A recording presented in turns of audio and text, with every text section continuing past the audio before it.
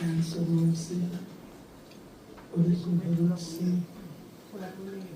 70 में ब्रिजमोहन भाई नागौर में नौकरी करते थे और मेरी बहन भी वहाँ रहती थी, छोटी मोहनी में पिताजी के साथ थी।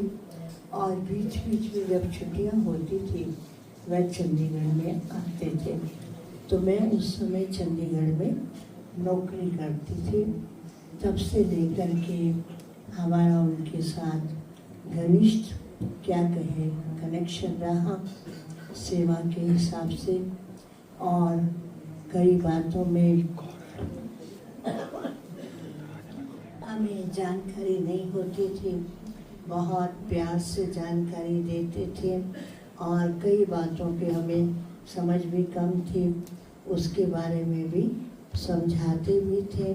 तो बहुत अच्छा लगता था उनका स्वभाव रमणीक और समझाने का ढंग जो था इतना हल्का होता था कि जो कभी भी डर नहीं लगता था, हर बात सहज बुद्धि में आ जाती थी।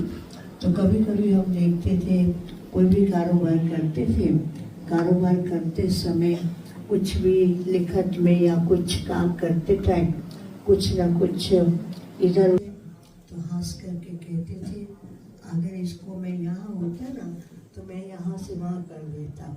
तो मैं फिर हंसती थी, मैं कहती थी कर दो ना, तो कहते यही तो सिखा रहा हूँ कि अभी से अब करना सीखो। तो हर चीज़ हमने सीखी। फिर उसके बाद मैं मधुबन में रहने लगी। यहाँ तो हर समय कोई ना कोई मीटिंग्स होती थी और कभी कभी दादियों की और चारों वरिष्ठ भाइयों की मीटिंग होती थी। उस समय भी हमको मौका मिलता था दादियों से और इन चारों वरिष्ठ भाइयों से, जगदीश भाई, ब्रिजमोहन भाई, रमेश भाई, निर्मल भाई, और यहाँ आते थे और बहुत ही रमणीक ढंग से हर बात को एक्सप्लेन भी करते थे।